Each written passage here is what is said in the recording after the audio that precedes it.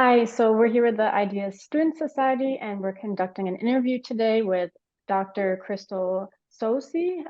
She is an Indigenous geneticist, bioethicist, and a assistant professor in the School of Life Sciences at Arizona State University.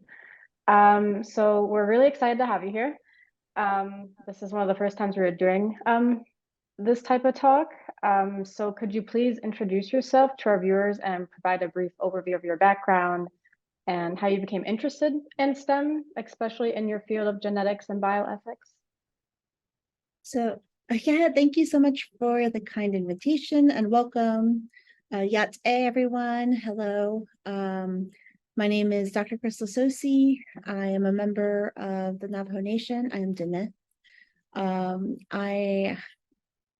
My background as an undergrad actually is at ASU, where I pursued a microbiology and biochemistry degree. Had quite a bit of research experience coming out of my post-bac. I had worked for the Mayo Clinic Arizona in the research campus and also biodesign. Had 3 publications related to developing a chemotherapeutic imaging modality for clinical application for imaging early sites of metastasis in vivo, and also delivery of chemotherapeutic drug targets directly at sites of early tumor growth within the body, and and a patent, and one that was an international patent that was filed. So I did that at a really young age, and I could go anywhere, and I wanted to become a cancer biologist to study cancer specifically in Indigenous communities, particularly because I know that my members of my family are disproportionately impacted by certain types of cancer that we've never seen within our own family histories before. So it's a relatively recent chronic condition that we now see at high incidence rates in our peoples. And so I had this sort of utopic, grandiose dream that I was going to find a therapeutic target for cancer to help impact my people. And then I realized just how profit-driven cancer biology and cancer biology research really is. And I had just the stark reality of several postdocs actually telling me, don't go into cancer biology, it's an oversaturated field, that they had to do 3 postdocs in order to find a tenure track position. But I think the real determining factor for me was just realizing that even if I were to toil the rest of my life in a laboratory setting to try to find a therapeutic to impact my people, that if something that I developed ever went to market, passed all the different clinical trials of safety and efficacy, and made it to market, it probably would be way too expensive. And considering that my members of my family are, we self-prescribe, we self-medicate, we share medicines, you're not supposed to do that, but also that's the economic reality of my family members and my community. Like seriously, how impactful and proximal are these next advances in cancer going to be for people? And I really wanted to do something, especially as an Indigenous person in the sciences, which has historically not been so great for our peoples and treating our peoples as scientific objects of inquiry. It's like, how do I do something that can impact my people positively a lot sooner? And I actually decided after leaving Hopkins to come back to pivot to law, because people in my family, if they were lucky enough to pursue higher education and get a college education, the 4 paths that we pursue are becoming a doctor, a lawyer, an educator, or an engineer. And so I'm like, okay, I'll try law. And so I actually enrolled back at ASU to become to pivot in that direction. And I did a master's in bioethics, and I took many courses in the law school. And also I just really loved actually qualitative research and also the intersections of bioethics and policy as dovetailed onto genetics and genomics research. And especially at this point in time, genetics and genomics was shifting from like an at the bench sort of analyses to more data-driven approaches, and really thinking about genetic epidemiology and looking at using bioinformatics and biostatistics, looking at multi-ethnic cohorts of hundreds of thousands of individuals with markers across the genome. And I saw that Native Americans were consistently left behind, but not necessarily because of lack of interest in our peoples, but really it was that trust and that distrust of or mistrust of our peoples to genetics. And so there's a great need for having culturally competent geneticists work with community members. And so that was a space that I want to enter. But especially at this point in time, community engagement and on to the space of genetics and genomics really didn't exist, except for as a means of getting our data, which is incredibly extractive. So rest of my journey, and I've done a lot of amazing things from this point forward, really pivoted at that point of like wanting to go from cancer biology to genetics and really want to become an advocate for my people, so that if we do decide to pursue genetics and genomics research, that it's done with Indigenous peoples assisting other Indigenous peoples at the helm of the research.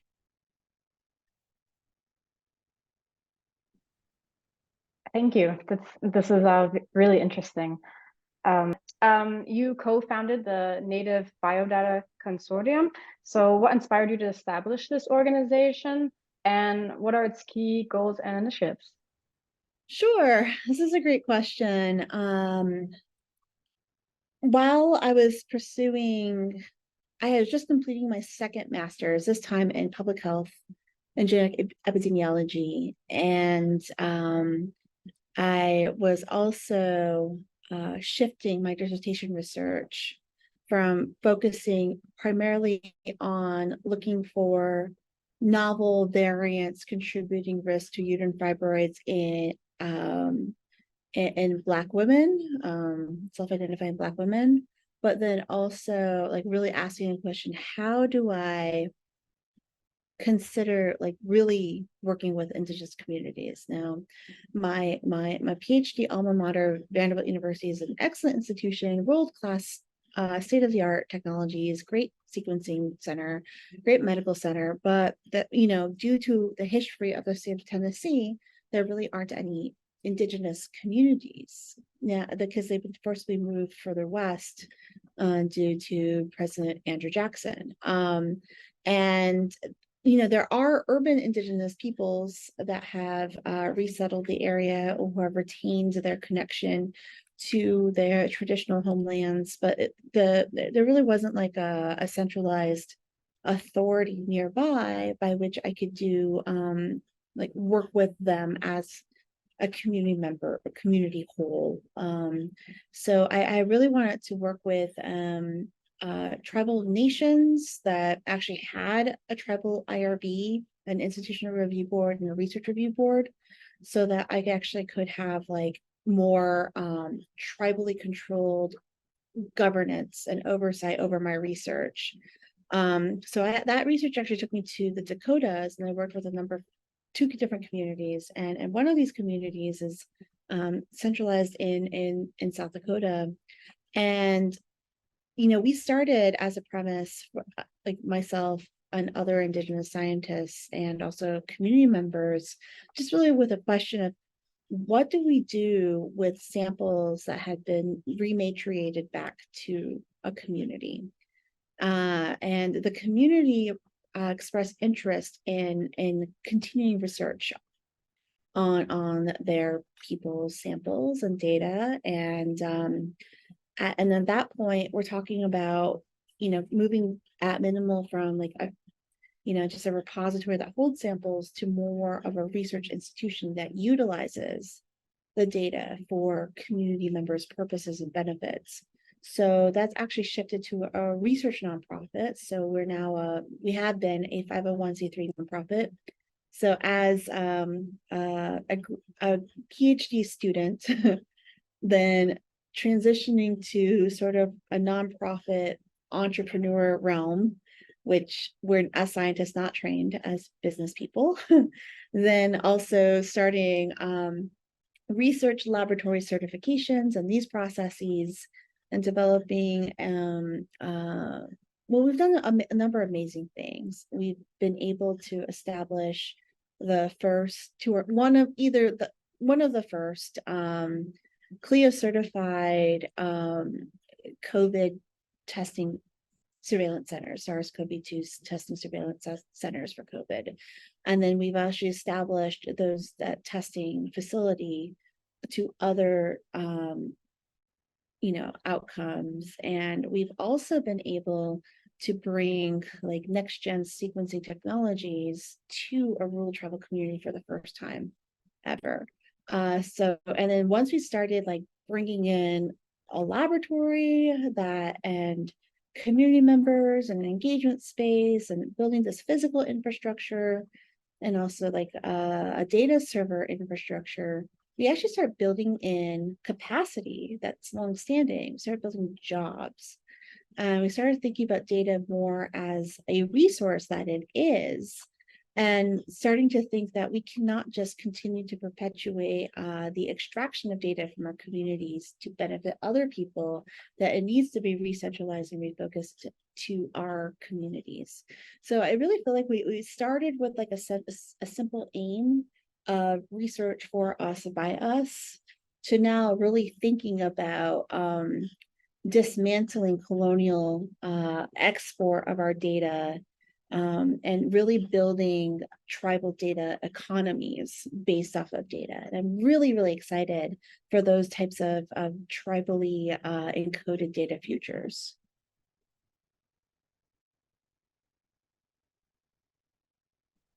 Thank you so much. Oh, sorry, Jenny. Go No, ahead. you're good. That was really awesome to hear about. So I'll go ahead and ask question number 5. Indigenous genomic data sovereignty is a crucial theme in your work. Could you explain the concept to our audience and why it's crucial in the field of genomics and data science? I define Indigenous genomic data sovereignty as the rights of Indigenous peoples and communities that exercise authority, agency, and autonomy to exercise decision-making authorities and powers to govern the data collected from our peoples and our communities and our nations. I think that's a good definition. I think this is important because I think many researchers who are non-Indigenous or settler scientists just assume that only they have the capacity to do research, whereas in reality, this type of expertise and knowledge has been long held by our community members. And the model used to be just bringing them the model used to be, and it's still, unfortunately, in many instances still is, treating our people and our data as objects of research. Then the field started to shift very slowly when we had to hold their feet to the fire in these justice-centered approaches to involving our members as partners in research. But actually, now that we're able to train now the largest cohort of Indigenous academics that have ever existed and really uplift community experts to the true expert status that they have always been, now we're actually starting to think about centralizing these research capacities onto ourselves, and at best then utilizing non-Indigenous partners as consultants in this process. So the power dynamics has really shifted and it's really changed, and part of this is realizing that we have, as our own intrinsic power and authority, the ability to do this as being members of an Indigenous community and nation. And that's a nation that we define, not defined by colonial powers. Thank you so much for your perspectives and insights on this and sharing this. Thank you. then I pass it to Jonina. Okay. So we'll skip 7 probably as well. So we'll just go down to number 8, question 8. Your work has received significant media attention. How do you think this recognition has influenced the way Indigenous data sovereignty and equitable research practices are perceived in the scientific community and beyond? Oh, yeah. This is an interesting question. Because first of all, I think when I first became vocal in this space, I was still a PhD student, and I started becoming a little bit more. It was an accident, to be honest. My first foray into national and international recognition, and that was in response to a very prominent MacArthur Genius Award recipient and internationally renowned population geneticist, basically running the test that presidential candidate Elizabeth Warren used, Senator Warren used, to basically announce her run for the presidency for the United States. So, I mean, there's always been questions and concerns about rooting Indigenous identity in DNA. And that is a problematic distinction because, one, there's a lot of histories of creating legally defined and constructing legally defined racial population groups using US federal law as opposed upon our people to establish blood quantum rules, which the exact purpose of those rules and laws were to basically disenfranchise and dilute our rights to our long-held lands and resources and cultures and ways of living. So there's a long-term history of harm there. And also, there's a lot of confusion, and this relates to the field of human genetics and genomics having a very recent eugenic history, in that many of the founders of the field of human genetics were eugenicists, utilizing population ancestry, genetic ancestry, genetic race sometimes to perpetuate harmful misconceptions about our people and generalizations about our people as rooted in DNA as scientific fact, which, I mean, there is statistical legitimacy in these methods, but it's based off and purely limited on the quality of reference groups and the quality of technologies that are used. And frankly, the fact is that US Indigenous peoples haven't participated in genomics, and people are utilizing different groups with different distinct genetic and distinct cultural heritages to make statistical inferences about our people that are so incredibly layered, that are so incredibly limited, that they're not really being called into judgment as much as they should be. And then also, beyond all of this, historically for us, who we've always acquired people from our neighbors as part, and this is part of the natural processes of our movements and our kinship and relationality with our groups, and also in population genetics terms, gene flow and drift. Like, we've always acknowledged that we had amongst ourselves a heterogeneity as reflected in our clanship and kinship structures. And it wasn't until like this legal stamp onto our identity was made that we now have these misconceptions of genomic purity and racial purity.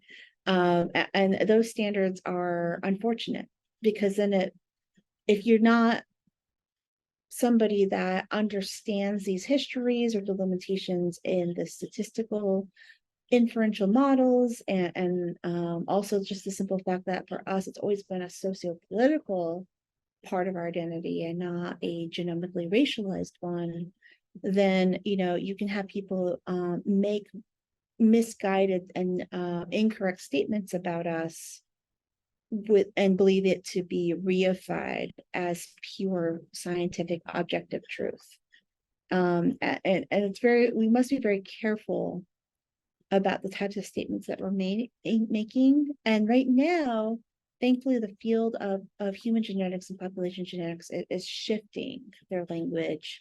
There have been a number of different reports by different well-respected, prominent scientific organizations that now also include community members and Indigenous experts and Indigenous scientists and leaders to help, among other experts and other descendant communities who are enriching and changing this dialogue and narrative. So I have hope for the future. We just still have a long way to go, though. Thank you. It's really exciting to hear the progression that's been made and your opinions on that. We can ask our last question. Is there anything else you'd like to share with our viewers that we haven't discussed yet before we conclude, like any additional information or about what you see happening in the future as opportunities within the genomic data sovereignty and equitable research that you're performing? I just find a group of mentors that you think will be a positive influence on various aspects of your career, and always find new mentors at every single stage of your career. And this doesn't have to be like the one mentor under a lab or like a medical group or your boss. Like I would recommend having mentors who are like personal mentors, people that you can go to for life advice and career advice, and then also like professional mentors who are within your institution, outside of your institution, and also within your community and outside your community, and really try to cultivate those relationships, because those are the people that are going to carry you forward when times are tough. And the other thing that I would say is find a way to celebrate the small wins. And I'm going to speak from personal experience. When I was an undergrad, somebody told me, like, celebrate the small wins because they're going to come few and far in between, like the big ones. So celebrate the small wins. And I started this a tradition with my family where, because we're big pie people, not so much cake people, we're more pie people because pies are awesome. And anytime that I got like an interview for grad school somewhere, or increasingly it became a paper that was out, I would just come to my family with a dessert and we would share it together. So even if my family, because I'm first generation, and the first one my family to graduate from college, even they didn't really understand, what I'm studying or all the technical terms of, my dissertation, my thesis work, they understood though that this was something that was important to me, and like actually giving food, which is why food is such an important part of our cultures, to physically share that with the people around you is just such a beautiful thing. So find your people, find your mentors, find your favorite dessert. Perfect. That's a great way to end it. Okay, Sorry. then, Dr. Tsosie, we thank you for being here today.